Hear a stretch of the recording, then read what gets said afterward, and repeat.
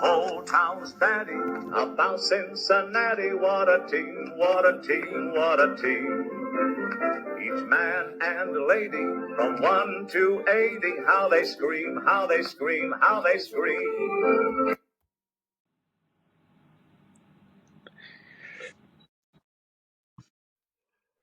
Hi, Reds fans. This is Randy Freaking, and along with Jack Greiner, my fine co-host, we have a guest today that is an Emmy award-winning sports anchor and reporter, Charlie Clifford. He is the anchor and reporter for WLWT Channel 5 in Cincinnati and has served in that role since April 2023. Charlie is a bright star in local TV sports. Before WLWT, he worked a number of places, including WGN in Chicago, where I think he started his broadcasting career. And he was also, at one time, a head umpire coordinator. Wow. So, hey, Charlie, welcome I to love you guys, We Love Jack, Our Team.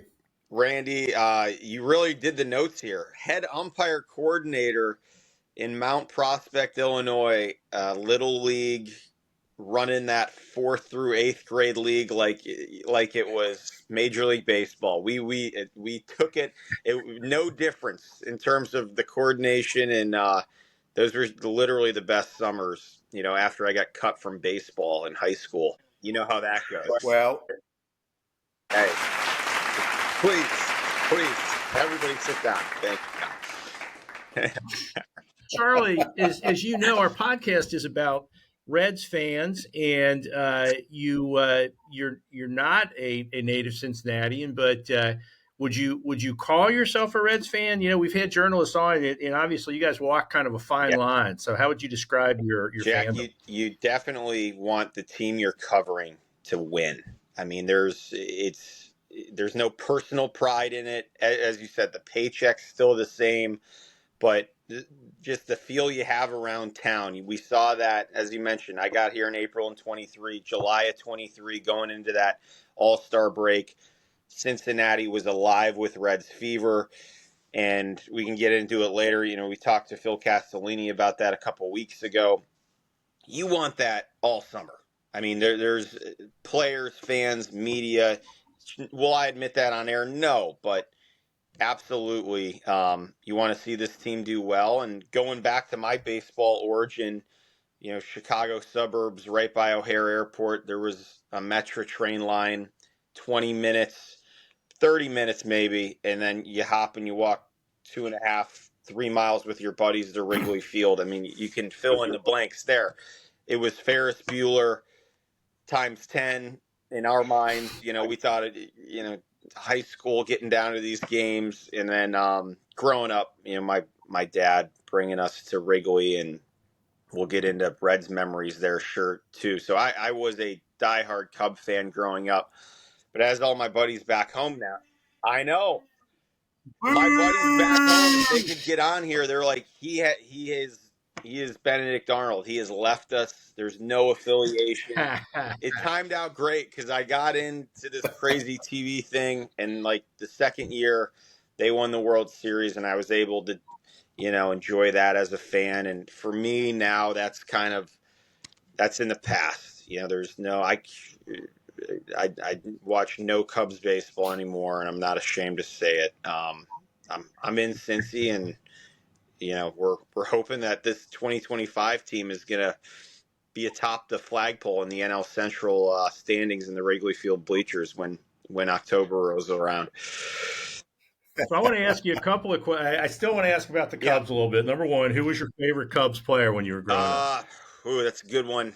Probably, and it's a crazy one, but Carlos Zambrano. He was, you remember his antics. Yeah. I mean, the guy, I think, got everything out of his arm and his body. That was not a Hall of Fame makeup, but he was so entertaining. His no-hitter, which actually was at Miller Park, because Houston, unfortunately, was dealing with the effects of a hurricane. So they had to play that game at Miller Park, and it was filled with blue. and he threw a no-hitter, and that was just such a bizarre, cool thing.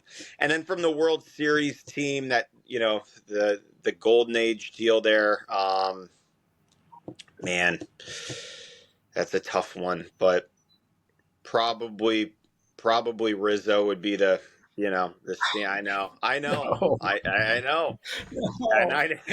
it could have ended in. Hey, Charlie, at least you could say a local guy, Kyle Schwarber's been Schwarber, great you know, to from me Middletown. in the couple interactions we've had. You're right. Let's go Schwarber, because I know it could have ended for Rizzo right near the first base dugout at Great American, if I remember the little dust up with. You know, he could have caught one there. David Bell. That could have been the end right there. But He started mouthing off to David Bell like when David Bell was talking to an umpire. And I got so mad. I went on Twitter. I'm not proud of this, but I called him a whiny little bitch on Twitter. And some big fan, I won't say his name, he's a local guy. He and I got into this like Twitter battle over it. And he's demanding an apology. I'm like, an apology to you? I don't get it. No, I think he said something like he's a cancer survivor. I said, well, a cancer survivor can still be a whiny little bitch. Oh my gosh. We need to go into the archive. Like I said, I'm not proud of this. You know, you're going to be representing yourself here, Jack. And I know, I probably will. That's right. That's right.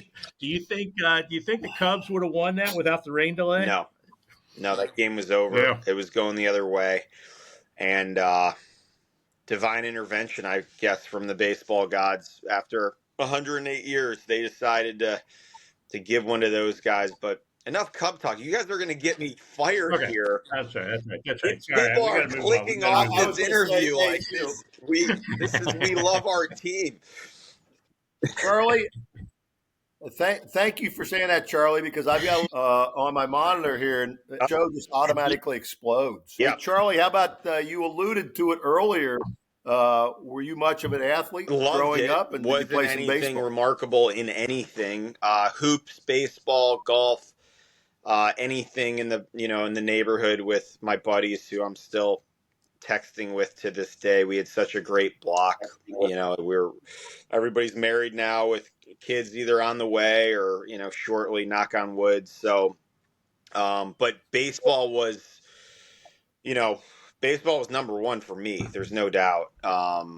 Just the little league stuff into high school. And then, as you mentioned, the umpiring stuff, jokes aside, that was such a great experience getting to deal with adults when you're, 15, 16, 17, into college, and, all the essentials of what you need for a job, right? Show up on time, know down to the obscure things, what you're supposed to do, high pressure stuff. People are upset. It's hot. It's competitive. I would tell anyone to spend a summer umpiring, and those habits, it's great. That was a blast. And to put a little money in your pocket too. And, that so many great memories back in Mount Prospect doing that for probably 4 or 5 summers.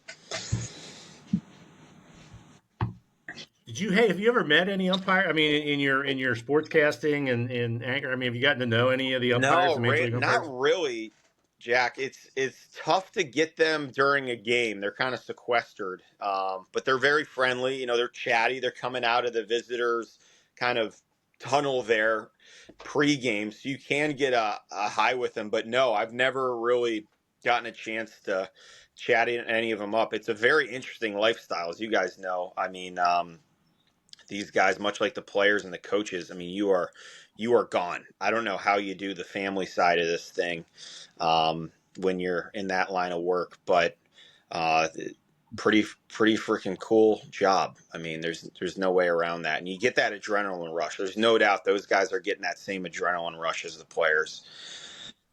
Yeah.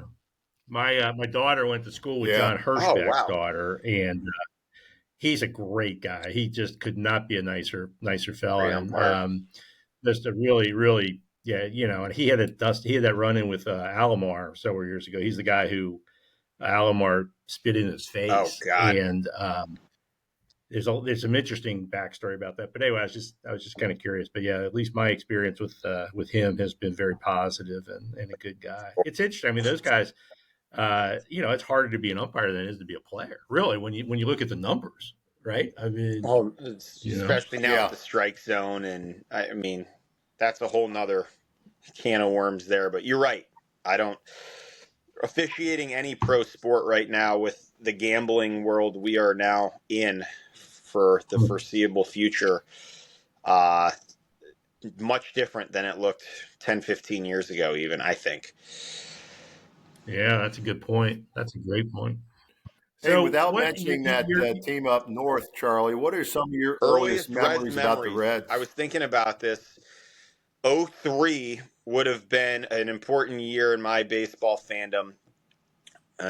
Last Cubs mentioned, 5 outs from the World Series, choked it away to Miami, Florida, excuse me. But that Reds team would have had Griffey Jr., Larkin, an older version of Larkin, Sean Casey, Adam Dunn. I thought that I can remember going to Cub Reds games, and that Reds team wasn't any good. I think that they didn't have much of a pitching staff, although they had Dempster and they had a bunch of guys that were good. So I don't know what happened to the 03 Reds team, but really it was going into the heyday of the Votto years when they would come into Wrigley and just clean the Cubs clocks, and they couldn't get Votto out.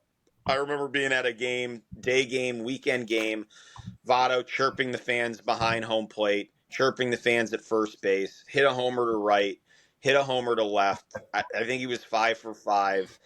And I just remember Joey Votto owning the Cubs, really, and Dusty being in that dugout too, which was such a big deal in Chicago because still to this day, I mean, Dusty's right there behind Joe Madden in terms of beloved Cubs managers. So, yeah, most of the games I went to as a kid, the Reds were just sweeping the North Siders without incident. The Cubs could not beat that team.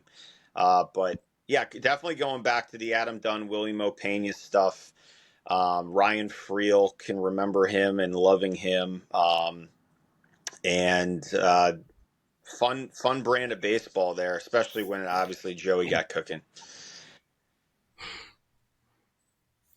Yeah. And that's in-person Yeah, memories. I don't want to say I don't know anything about the Big Red Machine or the Wire to Wire team in '90. Like I've tried to do as much as I can on those fronts too. But in terms of watching in person, 03 would have been the first recollection of seeing the Cincinnati Reds in person.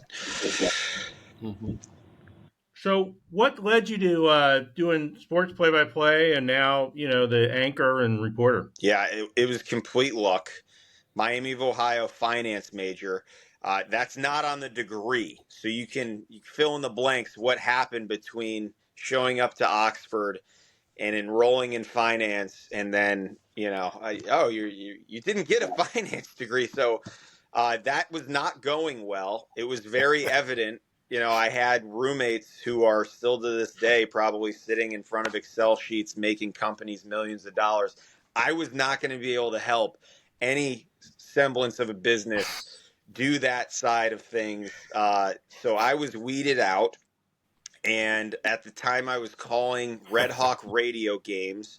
I knew it. I just didn't have really the stones to verbalize it that, hey, I think I can do this. I think I can talk sports for a living, whether that's radio, play-by-play. And then really a door opened. Jed DeMusi, who's a Miami grad. He was a producer at Local 12 and an on-air guy at Local 12 as well. He's now down in Charleston, South Carolina with 3 awesome kids. And Brad Johansson, longtime anchor at Channel 12. They brought me in senior year spring semester. So we're about to graduate. Again, I have one piece of journalism on my, somewhere saved on a hard drive. It was an interview with John Buchagras, ESPN anchor. He came to Miami because the hockey team had just hopped into, the SEC of college hockey, and Buchagras is college hockey connoisseur. So he came in. I did a little one-on-one. It was awful. I went to Channel 12. They showed me the ropes. We threw together a little highlight tape, at the end of my internship. And I had, 6 minutes of video basically to try to go and get a TV job. Who in the hell is going to hire someone who has 6 minutes of video, who really doesn't have the academic makeup to do this job, and who knows no one in the business? I had one phone number. Randy, you brought up WGN Radio. Dave Ennett is really the first door that opened for me. He's the voice of Northwestern football. He has to be the nicest guy in broadcasting. He's too nice. And he's still in Chicago doing some talk radio as well. I had met him at a golf outing the summer before, got his number.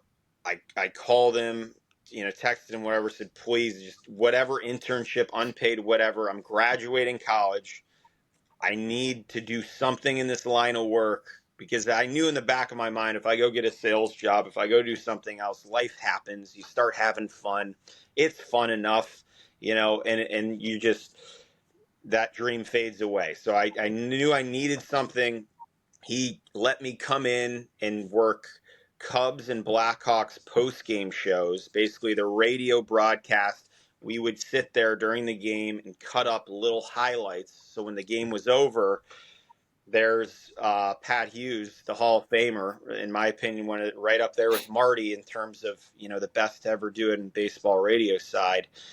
All right, let's walk you through the plays of the night. And we would cue that up for them. And, we'd get out of there at 12:15 in the morning. And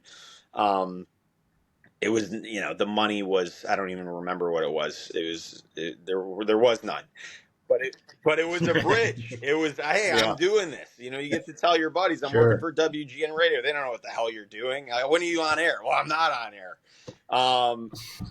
But that was, thank goodness. So between Local 12 and those guys, I made up for some lost time. And you gotta, it's cliche, but that first one is always the biggest one, right? You guys know. If you can get that foot in the door, and then hopefully, show people that I'm serious about this. This is not, I'm not going home and not thinking about this. I'm thinking about this 24/7. I want to try to put the most entertaining product out there, because especially now in the social media world, you better bring some personality, or people just aren't going to watch you. Sorry. I do not need to go to Channel 5 to figure out what the score is, to figure out who won. This day and age, I probably have seen the highlights somewhere, but you know what? I hope our viewers say, I like how that guy presents this. I'm laughing about something that when I watched the game, that didn't even hit me, or, the interview was interesting. We're talking about things that maybe other people wouldn't ask. So that's kind of the big picture story and mindset that I'm trying to make this thing work with so far, and just a lot of lucky breaks along the way. Honestly, I mean, people agreeing to give you a shot, and that's all you can ask for. That's awesome. Yeah, Charlie, it's so competitive. Yeah. I mean, it's so competitive in your field. A million people want to do your job, and there's a limited number of jobs. I think about sports management majors at universities. There are hundreds of kids majoring in sports management just at Miami University, right? And there's probably 300 to 500 programs around the country, but there's a limited number of sport management jobs. And I'm sure it's similar with sports media. I mean, it's a credit to you that you did that hard work, got your foot in the door at WGN and just kept plodding through it. And you realized that maybe finance wasn't going to be your gig. It was very easy to realize that when you're getting those, midterm tests back, and you're looking at that number on a paper, like, wow, I didn't know it could go that low. I figured at some point they would have just written something down, kind of like when we're golfing together, right? I just put an 8, snowman on it. But no, I appreciate that. And as you guys know, the formula, whatever you're doing, it's the same. You look around, you get a sense of what it takes, to have a chance, and then you just try to put the pedal to the metal and scoot past, what everyone else is doing. But it's a relationship thing too. I think TV this day and age, with social media and the pressure just to get clicks, to make headlines, you can also do that and burn bridges really quickly. So you need to figure out, in my opinion, the relationship game first. And, there's always going to be another breaking story. There's always going to be another tough loss. There's always going to be another incredible win. I hope at the end of the day in my career, I can say, you know what? My relationships from my first job to my last, they were the same. They were all strong, and I still talk to all these people. And, at the end of the day, you have to ask the hard questions. But it's definitely, you can approach this job many different ways. And I think you can, unfortunately, kill a lot of relationships really quickly just by trying to, get that one tough soundbite out of somebody. And they're people too. They're there at the end of the day. Yeah. That's what you find out when you're on this side of the curtain. I mean, these are people who deal with things that we all deal with, despite being paid handsomely in many cases. Interesting that you got your start on Redskin Radio. We talked to Joe Nuxall's son, Kim Nuxall, a couple weeks ago, and Joe Nuxall, I'm not sure a lot of people realize this, but while he was playing with the Reds, he did Miami basketball. He was the color commentator, and they were playing at Withrow Court. Now, you're a Miami grad, as am I. Randy did not make the cut, but I couldn't get in, Jack. But, I just when they talk about the thinking about a D1 basketball game in Withrow Court, it just kind of blows my mind. I played some pickup there for sure. I had no idea they played at Withrow. That is a shoebox. But no, Joe, I'm glad you brought up Joe Nuxall. Obviously, the icon. The first game I ever broadcast play-by-play was the Joe Nuxall Classic, Miami baseball. I forget if they were playing UC or Xavier in one of the crossover things. It was down at UC. We got halfway downtown and realized our audio mixer was back at the studio still. So my buddy David Breininger drove as fast as I think anyone's drove down 27, turning around, grabbing the mixer, coming back. We were there. We were setting it up as they were doing the national anthem. It was probably the worst broadcast in the history of baseball. The names were all over the place. We were sweating profusely, just looking at each other, smirking in between, outs, knowing that we just how are we even on air right now? They're putting us on air. And that was cool. Ian Happ hit a walk-off home run in that game. So that was. Yeah, he was playing. Wasn't the coach of UC at that time was That Brian name rings Cleary, a bell. I think. I can't say it. And Ian Happ was one of his. He sent 5, 6 guys to the majors. I think Ian Happ hit one out to right field to walk it off. That was. And back to your Schwarber thing, Kyle Schwarber and IU came to Miami and hit. I still swear, it's major league, minor league, college. It's still the farthest ball I've ever seen hit. A jacket, one hop. There's some campus building out in right field at Miami, and they won 21-1. They were number 12 in the country or whatever. And this Kyle Schwarber guy, plenty of people are talking about him for the Golden Spikes Award. And before I could even finish the sentence, he hit a grand slam in the first inning that had to have carried 425 feet in the air. I mean, it was the rest is history. Well, Ian Happ hitting a home run in Cincinnati, that's not very unusual at all. Unfortunately, over the last few years, that's happened far too frequently. Closing thought on Happ, he married a girl I went to high school with. Yeah, Is she that was right? younger, but she's a prospect knight. So, yeah, Huh. he's a great guy from Wow. everything I've heard. I've never met him. Just a Hey, Charlie, do you have any desire to go back to do play-by-play? I No, mean, we won't they tell know. Channel Yeah, that 5. answer is yes.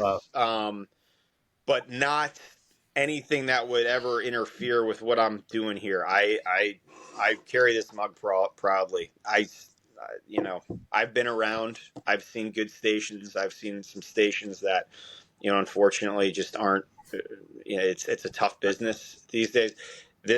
I would love to see a local station that does it as classy, as efficiently, and as fun as this one. Jeff Benscoter, Jack, you know him, fantastic guy. Brandon Franz, yeah, our general manager.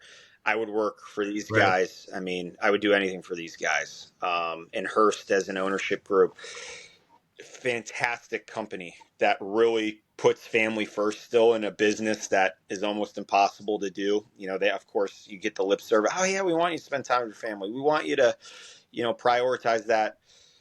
These people are serious about it. And I've seen it even recently with some of my coworkers who are going through some things, the lengths they go to make sure, you're taken care of. It's a That's awesome. special place. But yeah, love calling games. I did AAA in Indy with the Indy Indians, the Pirates affiliate. Howard Kellman, who's literally been there 50 plus seasons. He is the best minor league voice of all time.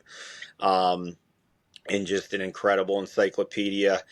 But I was doing everything from swimming state championships to MAC volleyball to football, high school state championships, basketball, all over the place, high school, college, Division II, Division I. So yeah, I wanna do more in Cincy. I want to do more. This is so centrally located, but that will hopefully happen in due time. And but no, this is going to be the priority, hopefully, for a long time.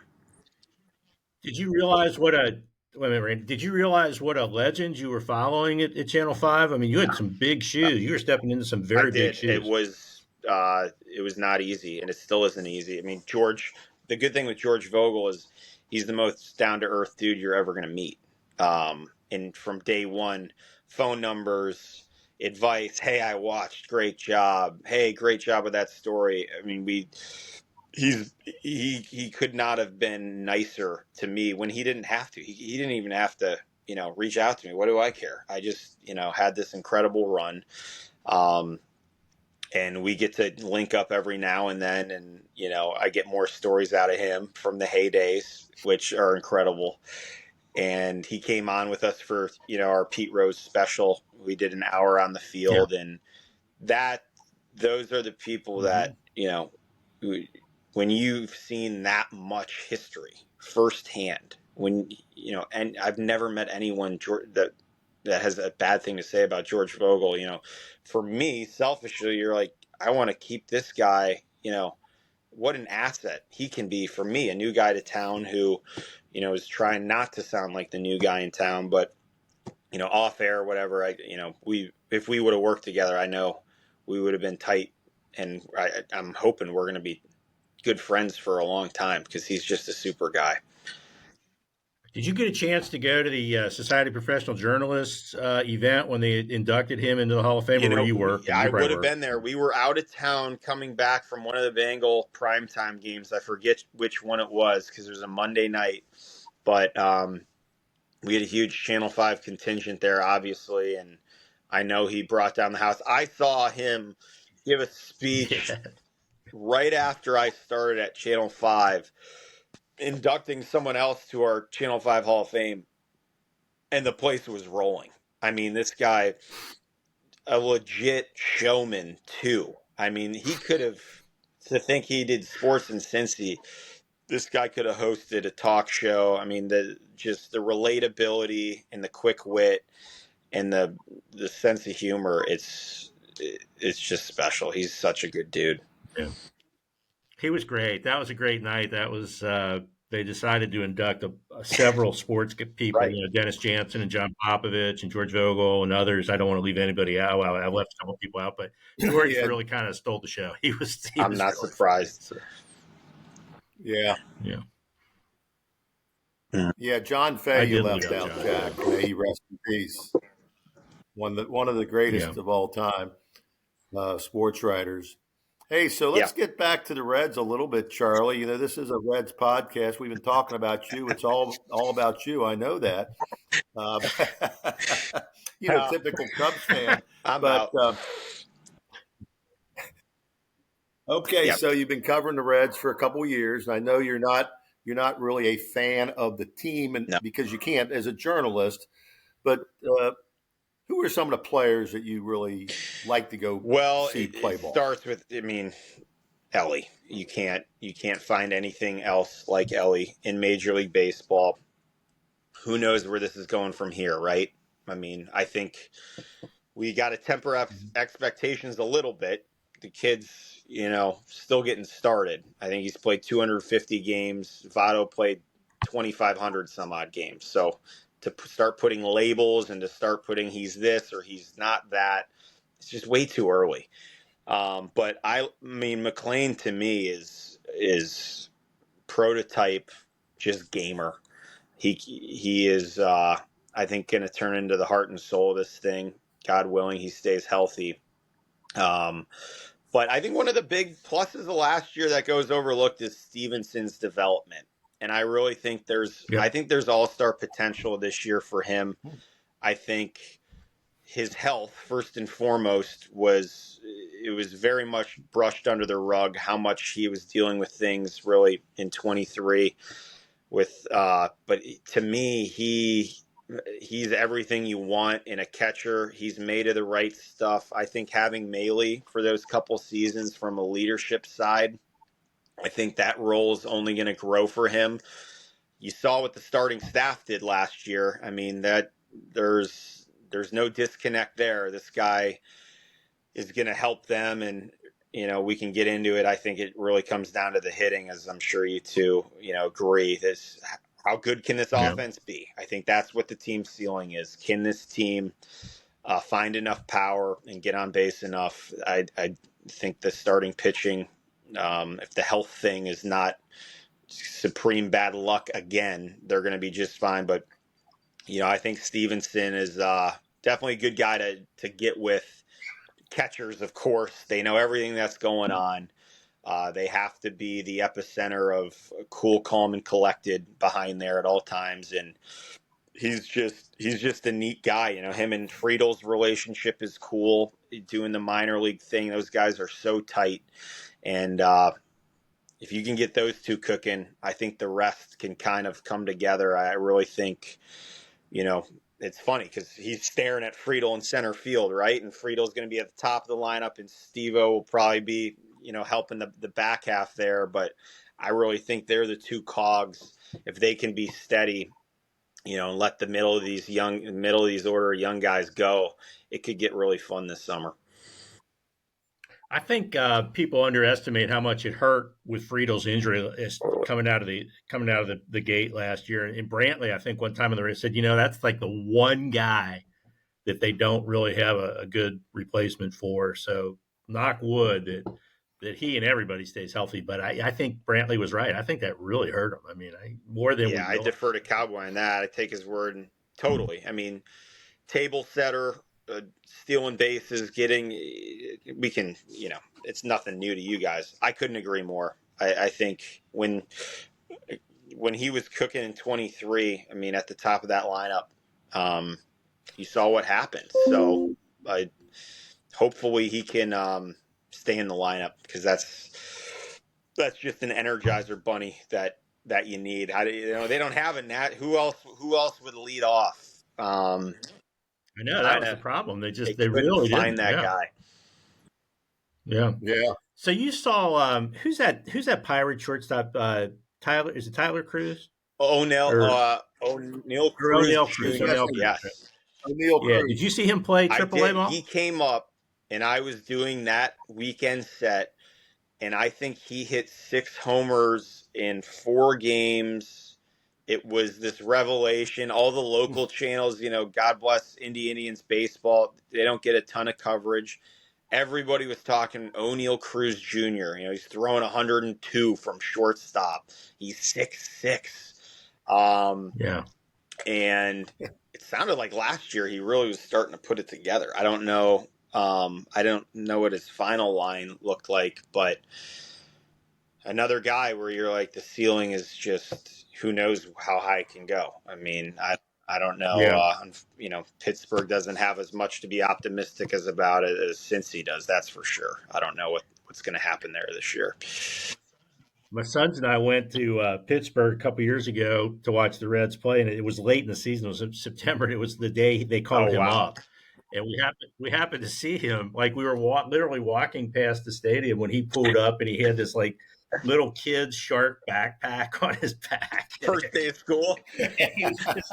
He was so skinny. I mean, it was like, but yeah, I think he and Ellie De La Cruz, I mean, I think there's some comparisons there. I mean, I think they're both kind of tall for the shortstop position. I think they got the combination of power and speed. I'd still rather have Ellie than the Pirates guy, but they're a couple of interesting pros. That, not to get off subject, but it's interesting. I saw something on Facebook about like Mark Belanger, who was a longtime shortstop for the Orioles. I mean, when the Orioles were a dominant team, their shortstop, his offensive numbers were pathetic. I mean, they were just pathetic. But that's how it was back then. The shortstop position has evolved to be such an important offensive piece. But anyway, I don't want to. That's hard to believe. You're right. I wonder who gets the credit for changing all that from, is it? Yeah. We can get that. Well, I think Ripken to a certain extent, Nomar. You just had that surge, Miguel Tejada. It's fascinating to me of all the positions. I think in baseball, that one, because I mean, we can remember. Gosh, Randy and I can remember guys like Woody Woodward and Darrell Chaney. I mean, they couldn't hit their weight, but they were solid fielders. Yeah, no question. Hey, Charlie, let's get to some important information from you. Who is your favorite Reds mascot? I got to go Rosie, just off, I feel like that's the more, I don't know. Is that just out of respect? I feel like that's the right thing to do. Ladies first year, Rosie Red, the club. We're going Rosie. You're a true gentleman. How are your relationship with the Reds front office? Do you get along? I mean, is there any tension there at all? Or, I mean, I know it can be, again, talking about fine lines to walk. No, I mean, they've been great to me. I mean, we sat down with Phil Castellini the other day. He was super. He really looks at this as a new chapter, I think, for the family in terms of they know they can go for this right now, and they know this is a legit window to contend. And we'll see how it plays out, but he's been great, just around the park and then in that interview setting as well. And Nick Kroll, same deal. I mean, personally, I love his story. This guy was cleaning shoes for a New Jersey Frontier League team. Talk about first jobs, sleeping in the clubhouse. Of course, you guys know the Bat Boy story with Oakland and the Moneyball teams. I mean, to scrape it from that bottom, from that far on the totem pole down to president of baseball ops, I mean, that just doesn't happen. So that tells you who he is as a person. And I think, they've clearly made some very savvy decisions finding some of these young guys. And we'll see if it pans out. You never know. But yeah, they've been great. I mean, they're the PR crew over there, Larry, Jamie. I mean, these are good people behind the scenes. So, we'll see if they can put it together. Okay, Charlie, that's just for a little word association on We Love Our Team. I'm going to let Jack lead off with the first word to pop to you, and you just tell, it doesn't have to be one word. All right, Charlie, we're going to start off with a Miami grad, Big Ben Roethlisberger. Ooh, pump fake. That's good. Man, how did the ball not just hit the ground? It's a pause. Yeah, pump fake. Okay, The Grater's best. ice cream. They have some lemon ice cream right now that I can't. There's 3 pints in our freezer right now. I forget. It's something with lemon cake. It's unbelievable. Yeah. Have you tried the Skyline? Have you Why tried don't the you Skyline guys I flavor try? yet? I'm sure it's flying off the shelves though. Do you like pumpkin No. pie? You don't? You might not like the All right. Skyline ice cream. Okay. It tastes a Good. lot You like pumpkin saved pie. me $13 then or whatever. I'll skip it. Let's see. Where are we? I'm sorry. I think it's my turn, right, Randy? Statues at GABP. Ooh. R.I.P. Pete. Yeah. Yeah. Yeah. That was a tough night standing out there trying to, talking to Mark Stowe, the clubby who's been around with his Oh, pops yeah. burning. Forever.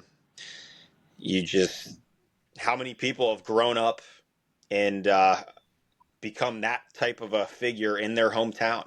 I mean, it's got to be in the sports world. What are we talking? 15 people, maybe 10 in the history of American professional sports, if that. It's crazy. That's Okay, I'm going to throw out an easy one for you, Charlie. Oh, just Wrigleyville. anarchy.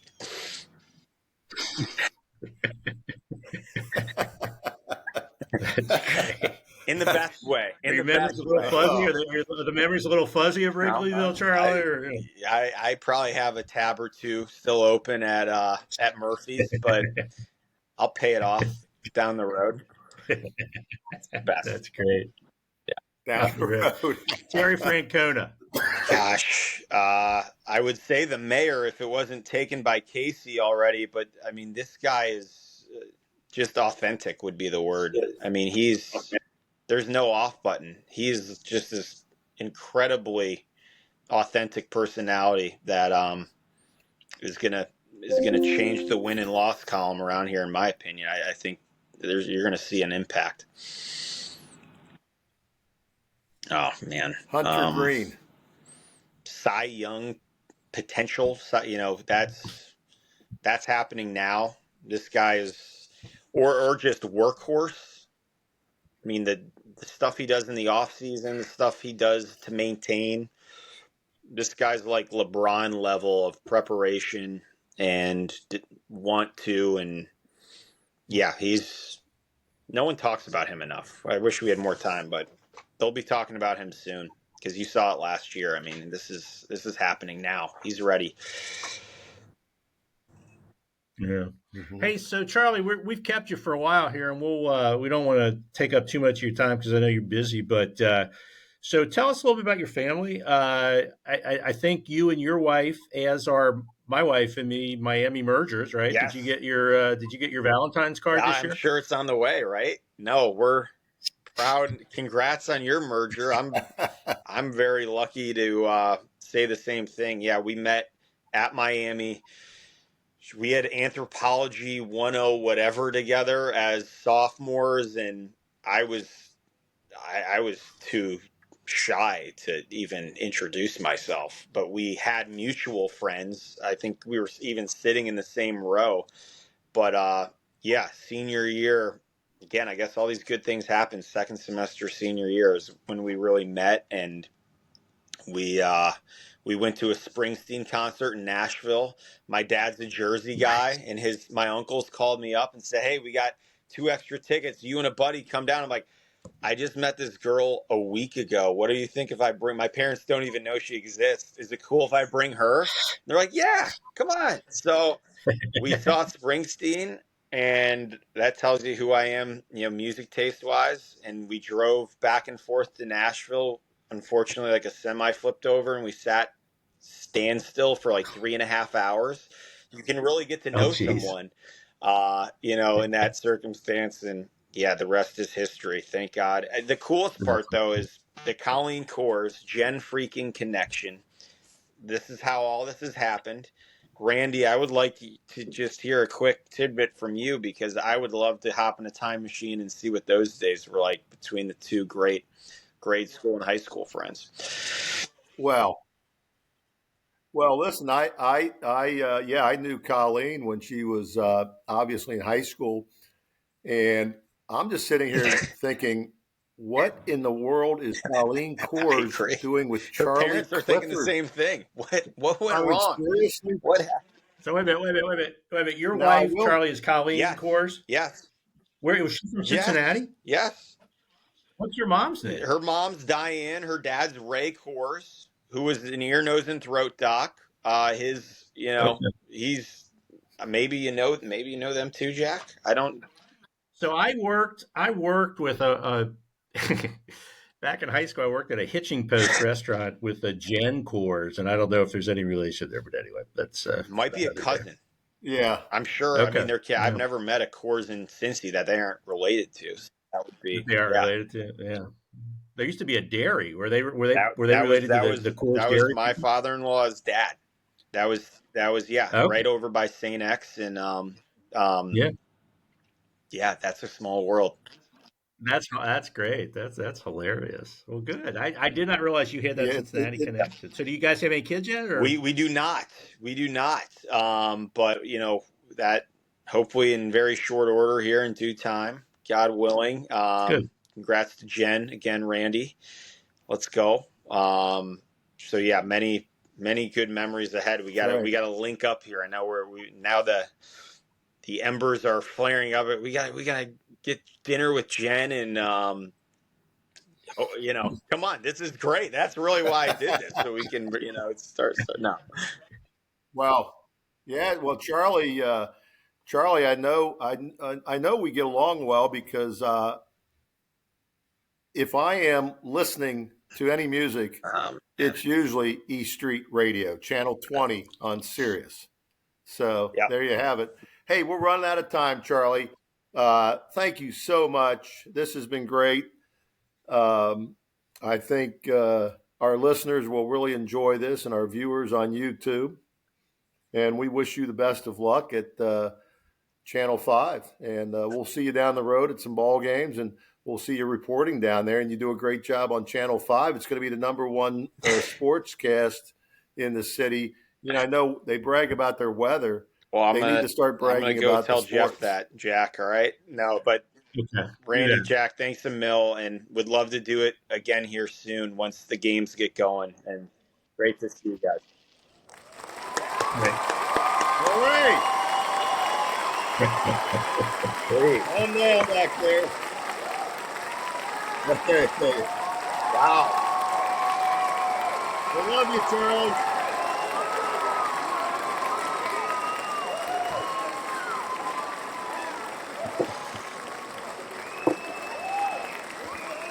This is embarrassing. Yeah. Oh my gosh, Wow. it's so hard to. Standing Okay, room ladies and only. gentlemen. The whole town's batty about Cincinnati. What a team, what a team, what a team. Each man and lady from 1 to 80, how they scream, how they scream, how they scream.